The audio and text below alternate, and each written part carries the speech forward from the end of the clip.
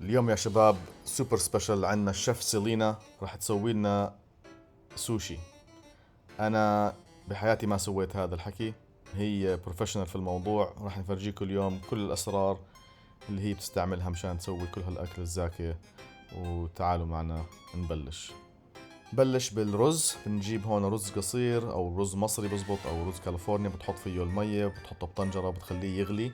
بعد ما يخلص الغلي وتنزل شوي المي بتخليه مطبوق، بتخليه لحاله ينطبخ على البخار تبعه. بالمقلاية بتحط شوية خل رز مع سكر وملح، وبتخليهم يدوبوا. آم، يعني بتسخنوا لحتى يدوبوا كلياتهم. بتجهزه وبتحطه يغلي، وبتحطه اون ذا سايد على الجنب. بعدين بتمسك الرز اللي بتطلعه من الطنجرة. لاحظ العلبة هاي الخشب بتنزل فيه شوي شوي. هاي هلا عملناه الخل والملح والسكر. هاي المواد كلياتها رح تخليه يصير مدبق، يعني بعجبك بالاخير. تمسك خيارة، اطول خيارة في العالم، بنقصها لثلاث قطع ونقسمها. هلا طبعا بعد ما نقسمها رح نقيم اللب منها، بنحط اللب على جنب. ليش؟ لانه بقية العيلة رح ياكلوه وانت مش عم تنتبه.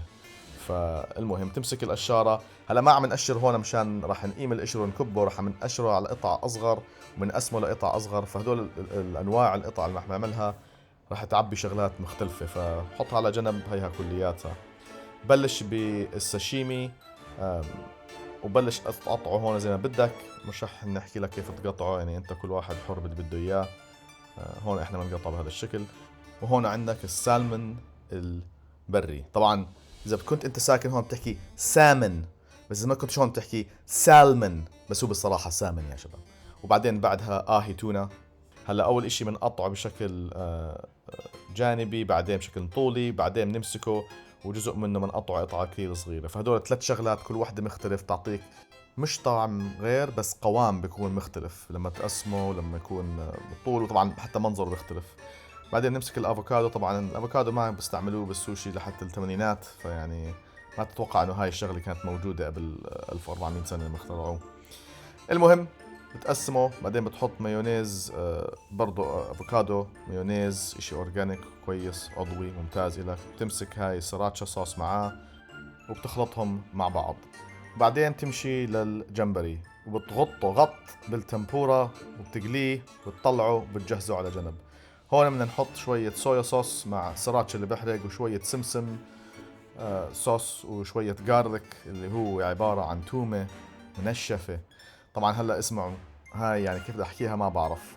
رقائق اعشاب بحرية محمصة. اكثر من هيك ما بدي احكي فيها. المهم تستعملها. بتحط فيها هلا الرز مدبق كتير اصلا، فممتاز. عشان هيك عم تشوفها هي عم بتحط لك اياه. بعدين بتحط اللي بدك اياه. بتحط الاهي شرائح مع الخيار. بتحط الساشيمي مع الخيار برضه بزبط، وبتلفه. هلا اللي عم تستعمله هذا معمول من قطع الخشب، بس ممتاز لانه بقدر يسوي لك اياه بشكل دائري وفظيع. هون بنحط اكثر من نوع من السمك وشويه افوكادو. هذا بنحكيها كاليفورنيا ستايل سوشي. وبتحطه على جنب كلهم دوائر هيك. لاحظ هون عكسناها ولسه الرز ما وقع يا شباب، والله ما بعرف حتى، يعني من المنسف ما بتصير هاي الشغله.